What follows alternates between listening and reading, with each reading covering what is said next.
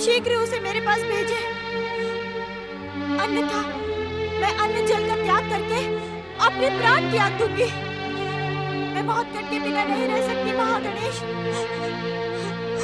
मेरी सहायता करें, मुझ पर दया करें परम देवी अदिति, देवी अदिति।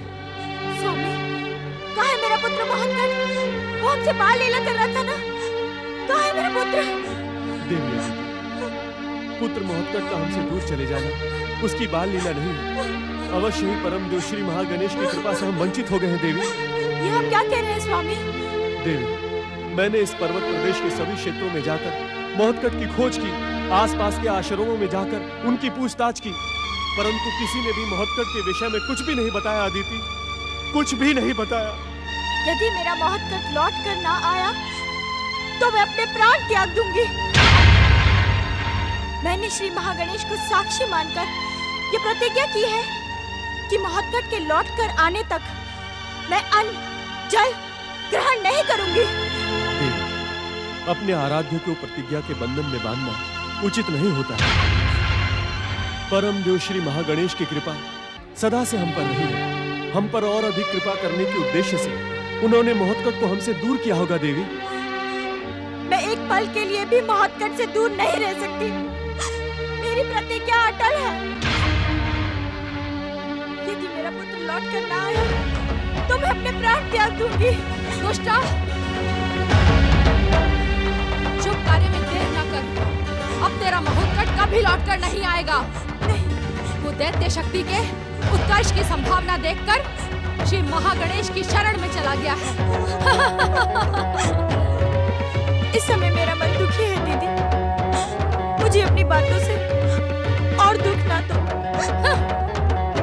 अब दुख और आंसुओं से तो तेरा जन्म जन्मांतर का संबंध है दुष्टा। अब तेरे भाग्य में दुख की काली छाया ने अपना डेरा बना लिया है। तेरे दोनों पुत्र इंद्र और सूर्य घोर शत्रु बनकर एक दूसरे से टकरा रहे हैं। उनकी शत्रुता से दैत्य जाति को अवश्य लाभ होगा, अवश्य। ये असत्य है। मेरे पुत्र एक दूसरे के शत्रु हो ही नहीं सकते। तुम मुझे पीड़ा पहुंचाने के लिए इस असत्य का प्रयोग कर रही हो। दैत्य गुरु शुक्राचार्य की भविष्यवाणी कभी असत्य नहीं हो सकती। अब तुझे मुझसे शत्रुता का दुष्परिणाम भोगना ही होगा। दीदी, तुम ये उचित नहीं कर रही हो। महोत्कट के चले जाने से वैसे ही हम व्यथित हैं। उचित यही होगा कि तुम यहाँ से लौट जाओ दीदी। हाँ, इस अभागन कलंकिनी का मुख देखना मुझे भी प्रिय नहीं है ऋषिवर, किंतु इसने दैत्य माता अदिति का घोर अपमान किया है। इस पर संकट के बादल मंडराए, ये देखने का अवसर दैत्य माता कभी चूक नहीं सकती। अब इस संसार की कोई भी शक्ति इसकी रक्षा नहीं कर सकती। अब इस संसार पर दैत्य जाति के साम्राज्य का समय आ गया है। हाँ, अवसर आ गया है। प्रणाम माताश्री। प्रणाम पिताश्री। प्रणाम ज्येष्ठ माता। हाँ। पुत्र इंद्र, क्या जो कुछ भी मैं सुन रही हूँ वो सत्य है? क्या तुमने अपने भाई सूर्यदेव के साथ शत्रुता प्रारंभ कर दी है? माताश्री, भैया सूर्यदेव ने मुझसे शत्रुता करके उग्र पुत्र सिंधु दैत्य को मेरे विरुद्ध वरदान देने का दृढ़ निश्चय कर लिया है। पुत्र, क्या सिंधु दैत्य सूर्य की निष्ठा से आराधना कर रहा है? हाँ पिताश्री। आराधना करने वाले को उसका प्रतिफल देना विधि का निश्चित विधान है पुत्र। सूर्य सिंधु दैत्य की आराधना का प्रतिफल देकर अनुचित नहीं करेगा पुत्र। ये जानते हुए भी कि उनके वरदान से देवताओं पर संकट आ जाएगा। संकट की चिंता करने वाले कभी आराध्य नहीं बन पाते पुत्र। संकट की चिंता राजनीति कर दी है। तुम्हारा भाई सूर्य संसार को प्रकाशित करने वाला और आराध्य भी है। आप कुछ भी कर लें ऋषिवर, आपके पुत्र इंद्र का स्वार्थ जगत विख्यात है। अपने स्वर्ग पर संकट देखकर वह कुछ भी करने के लिए संकोच नहीं करता। पुत्र इंद्र, तुमने सिंधु की तपस्या भंग करने का कोई अनुचित प्रयास तो नहीं किया? देवताओं का हर अनुचित प्रयास व्यर्थ हो चुका है। सूर्य देव की शक्ति के सम्मुख देवताओं को पराजित व अपमानित होकर भागना पड़ा है। क्या ये सत्य है इंद्र? तू कुछ भी कर ले दुष्टा, अब वो ही होगा जो मैंने कहा है। असुरों को स्वर्ग पर अधिकार करने से अब कोई नहीं रोक सकता। मैं देवांतक और नरांतक को प्रेरित करूंगी कि वे ब्रह्मा जी से वरदान प्राप्त कर सिंधु दैत्य से पहले ही स्वर्ग पर अधिकार कर लें, जिससे तेरे दोनों पुत्रों की शत्रुता का लाभ लंबे समय तक दैत्य जाति उठाती रहे।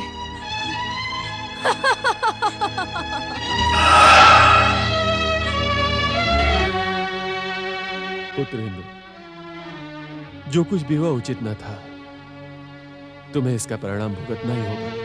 मुझसे भूल अवश्य हुई है पिताश्री, किंतु उस परिणाम को बदलने का कोई न कोई उपाय अवश्य होगा।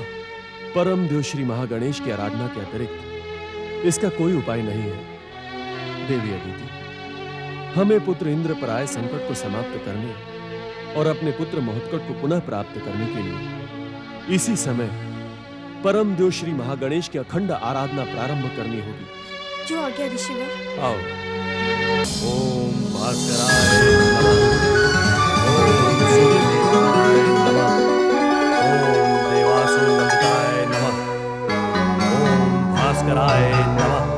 ओम भुवनेश्वराय नमः।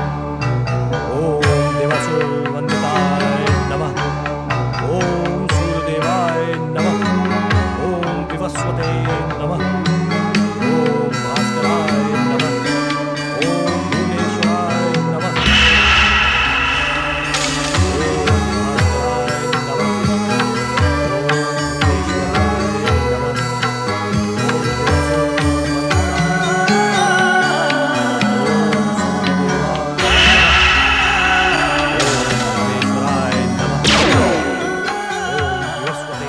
वत्स सिंधु, मैं तुम्हारी कठोर तपस्या से प्रसन्न हूँ। अपना इच्छित वरदान मांग लो। मैं तुम्हें वो सब कुछ देने के लिए प्रस्तुत हूँ जो तुम्हारी माता महारानी उग्रा मुझसे प्राप्त नहीं कर पाई थी। आंखें खोलो वत्स, आंखें खोलो।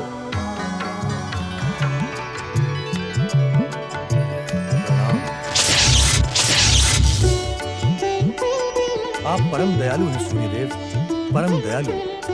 सूर्यदेव, क्या आप मुझे मेरा इच्छित वरदान प्रदान करेंगे? मेरी उपस्थिति इस बात का प्रमाण है सिंधु कि तुम्हारी तपस्या सफल हुई। तुम अपना इच्छित वरदान प्राप्त कर सकते हो। मांगो, क्या मांगना है? भगवान भास्कर, यदि आप मुझ पर प्रसन्न हैं और यदि आप मुझे वरदान प्रदान करना चाहते हैं तो मुझे ऐसा वरदान दें जो आज तक किसी भी असुर या दैत्य ने प्राप्त ना किया हो। मैं परम दैत्य शक्ति और त्रैलोक्य का साम्राज्य चाहता हूँ। मैं स्वर्ग, पृथ्वी और पाताल के साथ ब्रह्मलोक, वैकुंठ और कैलाश पर अपना आधिपत्य स्थापित करना चाहता हूँ। देवों को अपने वश में करके मैं संसार के सारे सुखों का उपभोग करना चाहता हूँ। सूर्यदेव, मैं आपसे अमरता का वरदान भी चाहता हूँ, जिससे संसार की सभी शक्तियां मिलकर भी मेरा वध न कर सके। सूर्यदेव, आप मौन क्यों हैं? क्या आप मेरी कठोर तपस्या से प्रसन्न नहीं हैं? वत्स सिंधु, मैं तुम्हें पहले ही कह चुका हूँ कि मैं तुम्हारी तपस्या से प्रसन्न हूँ, परंतु मैं तुम्हें वे सब वरदान नहीं दे सकता जो तुमने मांगे हैं। अर्थात ना तो मैं तुम्हें त्रैलोक्य का साम्राज्य दे सकता हूँ, ना पूजनीय त्रिदेवों ब्रह्मा, विष्णु और महेश के आधिपत्य का अधिकार, और न ही मैं तुम्हें अमरता का वरदान दे सकता हूँ। जब आप मुझे कुछ दे ही नहीं सकते तो आपने मुझसे इतनी कठोर तपस्या करवाई क्यों? आपने मेरी शक्ति का इतना दुरुपयोग क्यों करवाया सूर्यदेव? तुम्हारी बातों पर तुम्हारी माता महारानी उग्रा की छाया दिखाई पड़ रही है। उसने भी कठोर तपस्या करने के बाद वरदान प्राप्त करते समय मेरा अपमान किया था। तुम भी मेरा अपमान करने की भयानक भूल कर रहे हो सिंधु। आपकी तपस्या करके मैंने अवश्य ही भूल की है सूर्यदेव। क्या तुम्हें मेरी तपस्या करने का पश्चाताप है? वैसा उत्साह भी नहीं है सूर्यदेव जैसा तपस्या प्रारंभ करने के समय था। तब तो मैंने शुक्राचार्य की उपेक्षा करके स्वयं को आपके चरणों में समर्पित कर दिया था। वो सब मैं जानता हूँ सिंधु, सब जानता हूँ। किंतु अपनी माता के ही समान तुमने ऐसे वरदान मांगे हैं जिन्हें देना मेरी सामर्थ्य में नहीं है। तो आपकी सामर्थ्य में क्या है सूर्यदेव? क्या मैं ये मान लूं कि आपकी तपस्या करके मैंने अपना समय नष्ट किया है? तुम्हारा समय नष्ट नहीं हुआ है सिंधु। तुम्हारी कठोर तपस्या के कारण मैं तुमसे प्रसन्न होकर तुम्हें पृथ्वी और स्वर्गलोक पर अधिकार करने का वरदान देता हूँ। मेरी कृपा पाकर तुम दैत्य सेना प्रकट करने और अतुल्य शक्ति के स्वामी हो जाओगे। परंतु सावधान, अपनी शक्ति का दुरुपयोग न करना, अन्यथा मेरा वरदान भी तुम्हारी जीवन रक्षा नहीं कर पाएगा। तुम्हारा कल्याण हो।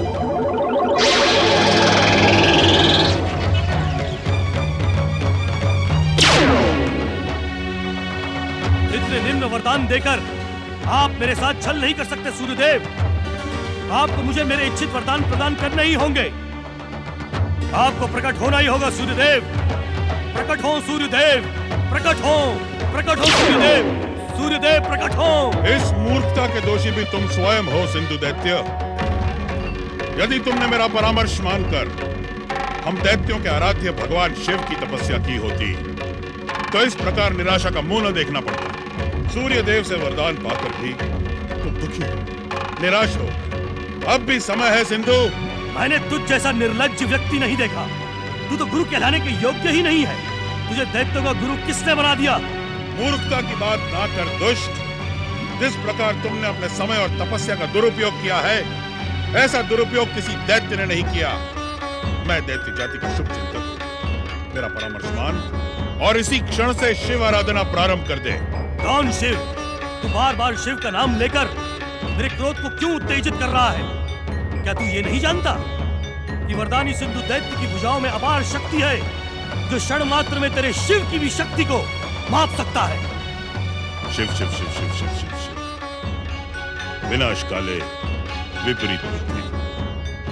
ओम नमः शिवाय। सावधान शुक्राचार्य, सावधान दैत्यों के आराध्य शिव। वरदानी सिंधु दैत्य की शक्ति तुझे युद्ध का निमंत्रण दे रही है।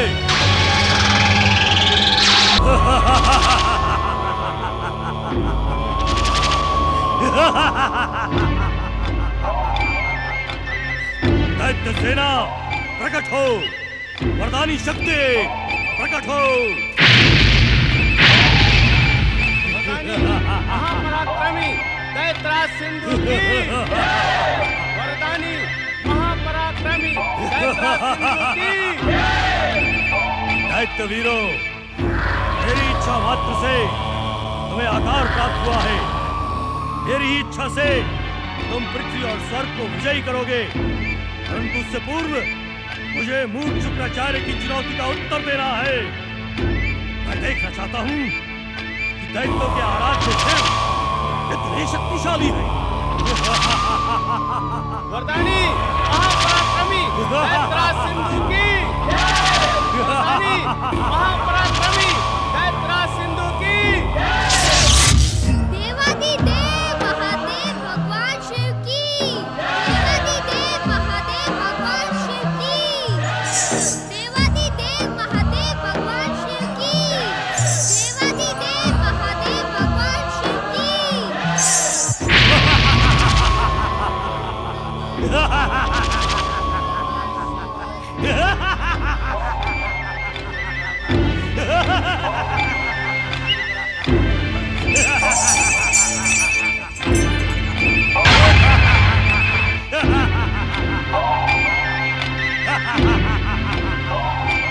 दैत्य सम्राट सिंधु की, दैत्य सम्राट सिंधु की।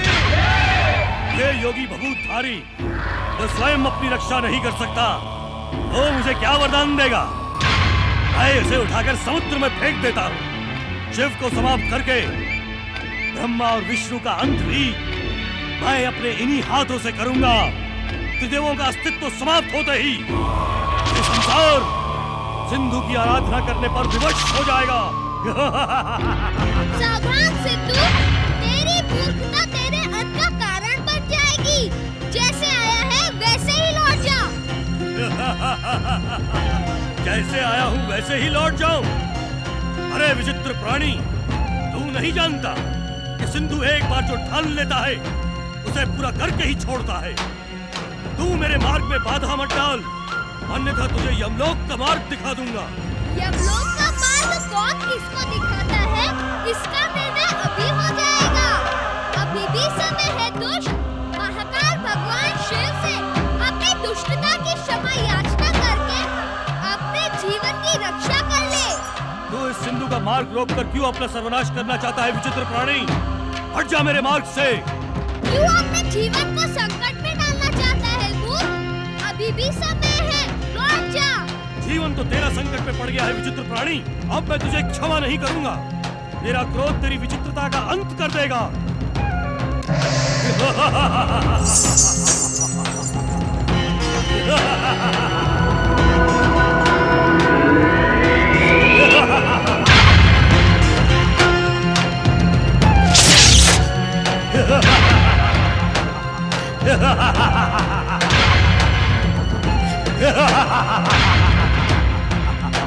जय माता की।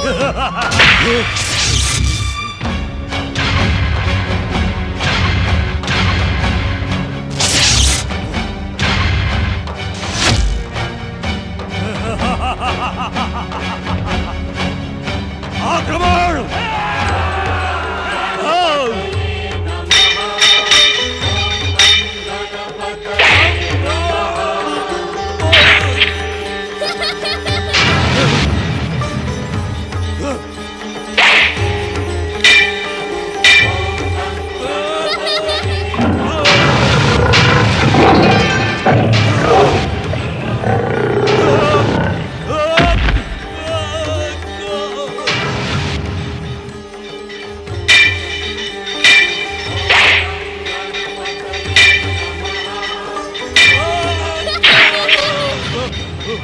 दुष्ट सिंधु भूत भविष्य और वर्तमान में संसार में कोई भी ऐसी शक्ति प्रकट नहीं हो सकती जो विश्वेश्वर शिव और त्रिदेवों को हानि पहुंचा सके।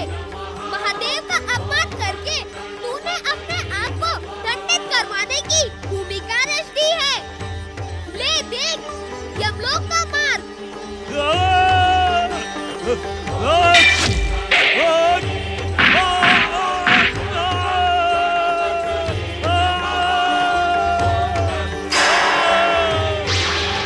मूर्खराज सिंधु, परम देव श्री महागणेश के विधान के अनुसार तेरा वध मुझ मयूरेश्वर के हाथों ही होगा। परंतु वह समय अभी दूर है। तेरी इच्छा पर मैंने तुझे यमलोक का मार्ग दिखा दिया। अब मेरी इच्छा पर तू सागर के अतल तल में अचेत रहकर अपने अंत की प्रतीक्षा कर।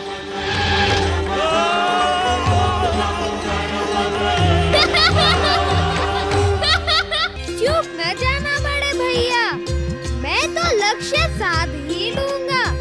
यदि तुम चूक गए तो हिमाचल वाले यही कहेंगे कि छोटा भाई तो चतुर है, परंतु बड़ा भाई शिव शिव शिव शिव। ये उचित नहीं है अनुज गणेश, तुम मेरी एकाग्रता में बाधा पहुंचा रहे हो। शांत नहीं रह सकते? शांत ही तो नहीं रह सकता मैं, फिर भी प्रयास करता हूँ।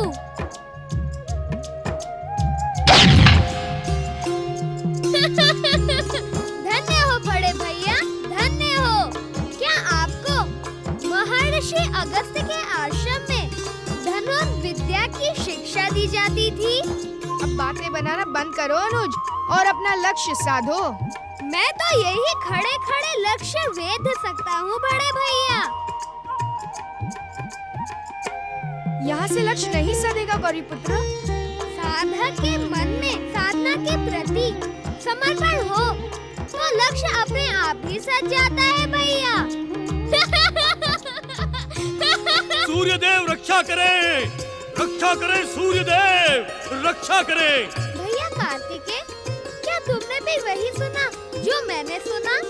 तुमने क्या सुना अनुज गणेश? क्या तुम्हें समुद्र में डूबते हुए किसी दैत्य की चीत्कार सुनाई नहीं दी? सुनाई तो दी, परंतु तुम यहाँ समझ नहीं पाए कि वह दुष्ट दैत्य कौन था। क्यों कार्तिकेय भैया?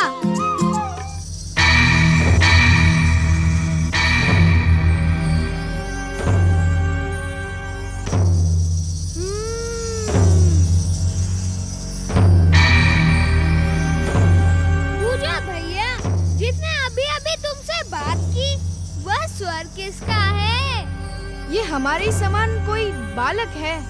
वही जो तुम्हें शेषशैल पर्वत से कैलाश लाया था, जिसने तुम्हें माता पिता के दर्शन करवाए थे। तुम उसे ही भूल गए बड़े भैया? तो तुम मयूरेश्वर हो? आओ भैया, शीघ्र प्रकट हो, मेरे गले से लग जाओ। मैं तुमसे मिलने के लिए कब से व्याकुल था। कार्तिकेय भैया, आखिर तो मेरे साथ रहे थे, परंतु व्याकुल थे मयूरेश्वर से मिलने के लिए। धन्य हो भैया, धन्य हो। नहीं नहीं, ऐसी बात नहीं है गौरीपुत्र, तुम दोनों मुझे समान रूप से प्रिय हो। हाँ, मयूरेश्वर तो मुझसे अधिक प्रिय होगा ही, क्योंकि तुम्हारा मयूर पहले पहल इन्हें ही लेकर तुम्हारे पास आया था, है ना भैया? तुम दोनों मिलकर अपने बड़े भाई से परिहास करना चाहते हो? मैं इस परिहास को समाप्त करता हूँ बड़े भैया। गौरीपुत्र श्री गणेश, भैया कार्तिकेय, मेरे मयूरेश्वर अवतार का आधा उद्देश्य पूर्ण हो चुका है। अब मैं आधा उद्देश्य तो शेष है ना मयूरेश्वर। तुमने सूर्य देव से वरदान प्राप्त सिंधु दैत्य का उद्धार करने के लिए ही अवतार धारण किया है, इतना तो मैं जानता हूँ। इसलिए सिंधु का अंत होने तक तुम्हें हमारे साथ ही रहना पड़ेगा। इस समय तुम हमें छोड़कर नहीं जा सकते। परम देव श्री महागणेश के इच्छा अनुसार मैं तब तक अदृश्य ही रहूंगा, जब तक सिंधु दैत्य पुनः अपने वरदान का दुरुपयोग करने के लिए उपस्थित नहीं हो जाता। लंबे समय से माता पार्वती कैलाश पर नहीं है, तुम सब भी यहाँ हो। अब तुम तीनों कैलाश जाकर वहाँ का सूनापन दूर करो। मेरा तुमसे यही अनुरोध है। शीघ्र कैलाश पहुँचो भैया। माता पार्वती को लेकर पिताश्री की सेवा में पहुँचो। मयूरेश्वर का कथन उचित है गौरीपुत्र। अब तुम्हें माताश्री को लेकर शीघ्र ही कैलाश पहुंचना चाहिए और मैं श्रीशैल पर्वत की ओर प्रस्थान करूंगा। नहीं भैया, मैं तुम्हें नहीं जाने दूंगा। अब मेरे जाने का निर्णय तो माताश्री और पिताश्री ही करेंगे। यदि वे अनुमति नहीं देंगे तो भला मैं कैसे जा सकता हूँ? मैं माताश्री और पिताश्री से निवेदन करूंगा कि वे तुम्हें जाने की अनुमति ना दें। तुम तो जानते हो एकदंत कि मैं गुरुदेव की आज्ञा लिए बिना ही कैलाश चलाया था। अब ऐसे में उनसे अधिक समय तक दूर रहना उचित नहीं होगा। अर्थात तुमने शेषशैल लौटने का दृढ़ निश्चय कर लिया है। मैं समझ गया। क्या समझ गए गौरीपुत्र? यही कि तुमने मयूरेश्वर से जो कुछ भी कहा वह सत्य था। मेरे प्रति तुम्हारे मन में तनिक भी प्रेम नहीं है। तुम मयूरेश्वर के लिए व्याकुल थे और व्याकुल हो। तुम उसी से मिलने के लिए यहाँ आए थे। नहीं गणपति, ये तुम्हारी भूल है। परमदेव श्री महागणेश के सभी अवतार मुझे अत्यंत प्रिय हैं। अब जब तक तुम मुझे जाने की अनुमति नहीं दोगे तब तक मैं नहीं जाऊंगा। मैं तुम्हारे प्रेम की परीक्षा ले रहा था भैया। मैं तुम्हारे सच्चे प्रेम को जानता हूँ। गुरु से अधिक समय तक दूर रहना अनुचित है। मैं अपनी इच्छाओं को रोक सकता हूँ, परंतु तुम्हारे भविष्य से खिलवाड़ नहीं कर सकता। गुरुदेव के समीप जाने से पहले हमें कैलाश चलना होगा और कैलाश जाने से पहले हमें नानाश्री और नानीश्री की अनुमति लेनी होगी। चलो। तनिक ठहरे भैया।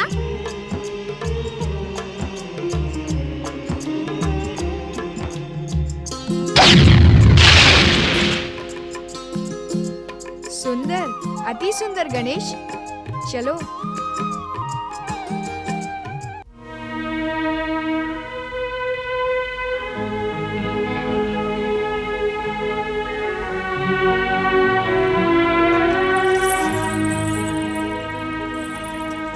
हिमाचल छोड़कर जाने का मन तो नहीं करता, परंतु कैलाश का सूनापन दूर करने के लिए अब तो जाना आवश्यक है।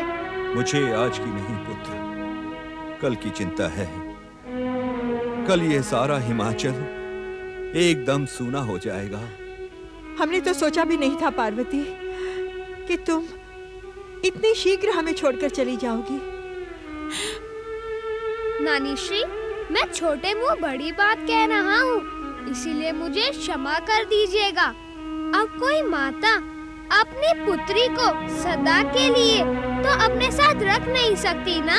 और आप तो जानती ही हैं कि माता के बिना कैलाश जीवनहीन हो गया है। नाना श्री, हम आपकी स्नेह छाया को छोड़कर जाना तो नहीं चाहते, परंतु कैलाश की स्थिति का अनुमान लगाकर हम तुम्हें रोकेंगे नहीं पुत्र, किंतु इतना अवश्य कहेंगे कि तुम तीनों के बिना यहाँ का जीवन एकदम निर्जीव हो जाएगा पुत्र, एकदम निर्जीव हो जाएगा। और हाँ, यदि संभव हो तो एक बार फिर शीघ्र चले आना यहाँ। अवश्य, यदि पिताश्री की इच्छा हुई तो हम पुनः आएंगे। आपकी पाकशाला के मोदकों और लड्डुओं का स्वाद मुझे स्वयं ही यहाँ खींच लाएगा नानी श्री। गजानन, हमने तुम्हारे लिए मोदक और लड्डू पर्याप्त मात्रा में रखवा दिए हैं। आप धन्य हैं नानी श्री। आप हमारा जिस प्रकार ध्यान रखती थी वह हम कभी भूल नहीं सकते। यदि मुझसे कोई भूल हुई हो तो। नहीं नहीं नहीं, तुम भूल कर ही नहीं सकते गजानन। अपने भैया कार्तिकेय का वचन तुम्हें स्मरण रखना होगा गजानन। तुम्हें शीघ्र ही हिमाचल लौट कर आना है। मेरी पाकशाला तुम्हारी प्रतीक्षा करेगी। जो आ गया नानी श्री। प्रणाम नानी श्री। प्रणाम नाना श्री। दीर्घायु हो पुत्र।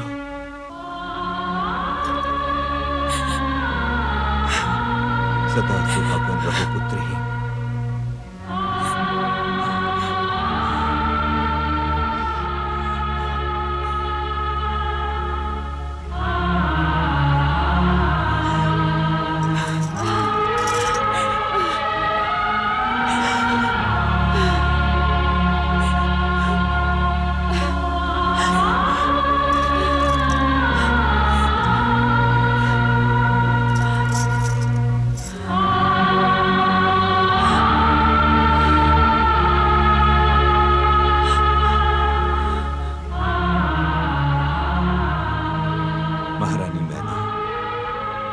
अब इनकी स्मृति और प्रतीक्षा में ही हमें समय काटना होगा।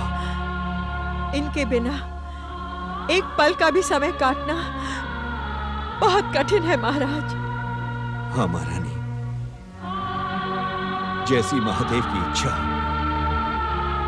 प्रतीक्षा के पल तो हमें महादेव के चरणों में ही समर्पित करने होंगे। अवश्य स्वामी, महादेव हमें प्रतीक्षा करने की योग्य शक्ति दे। ओम महागणेशाय नमः। ओम परमदेवाय नमः। ओम विश्वकर्ताय नमः।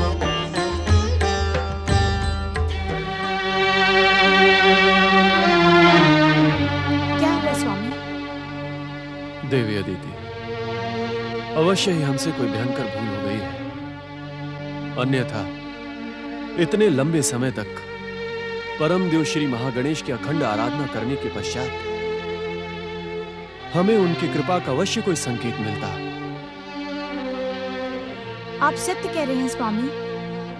विश्व को वरदान देने वाले हमारे आराध्य परम देव श्री महागणेश हमसे रुष्ट हो गए हैं। ऐसे में हमारा जीवित रहना भी व्यर्थ है।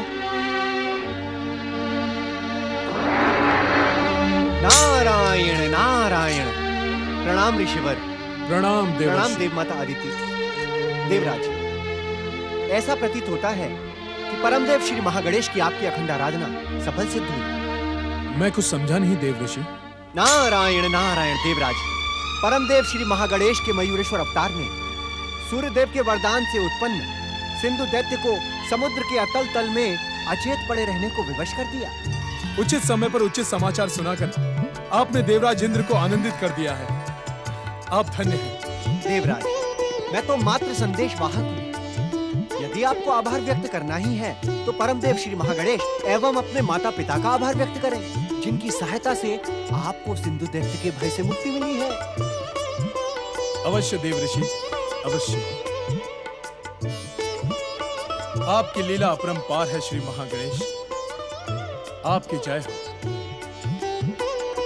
पिताश्री, माताश्री, मैं आपके श्री चरणों को प्रणाम करता हूं। आपकी कृपा से स्वर्ग पर आया भयानक संकट टल गया।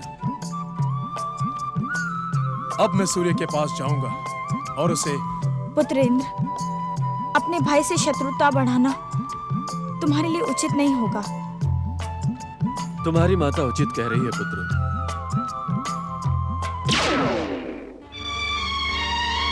हमें इंद्र को रोकना होगा स्वामी। इंद्र और सूर्य के मध्य शत्रुता विनाशकारी सिद्ध हो सकती है। नारायण नारायण देव माता अदिति एवं ऋषिवर, कृपया आप निश्चिंत रहें। परमदेव श्री महागणेश की कृपा से दोनों भाइयों को सद्बुद्धि प्राप्त होगी। शत्रुता का ये संकट मित्रता और प्रेम में बदल जाएगा। नारायण नारायण। ओम महागणेशाय नमः।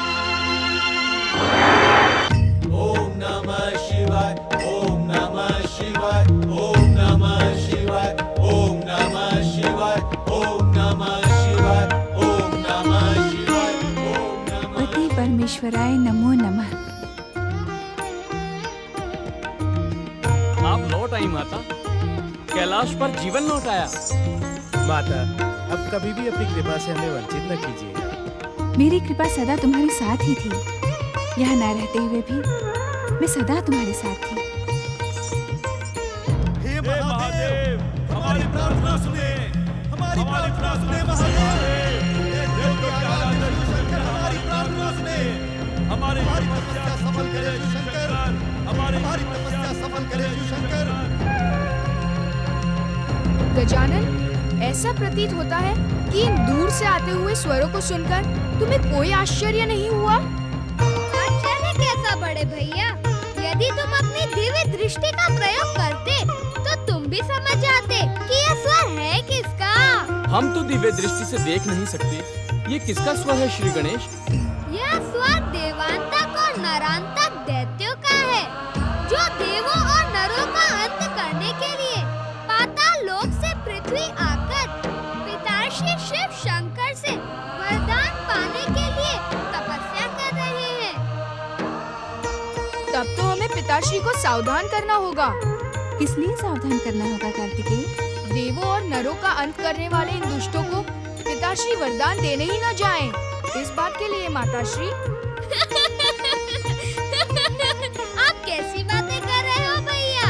क्या महादेव कभी असावधान रह सकते हैं?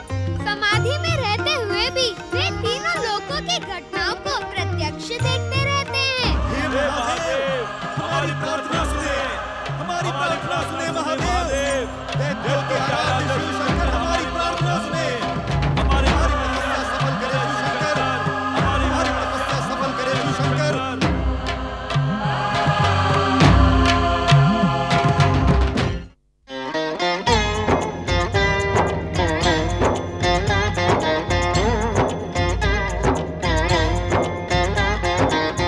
अर्थ समर्थ ये इनसे जीवन, यही है करता यही है कारण।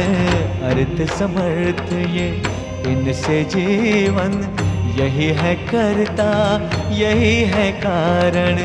सारे जगत के भाग्य विधाता, दुख हरता ये है सुखदाता।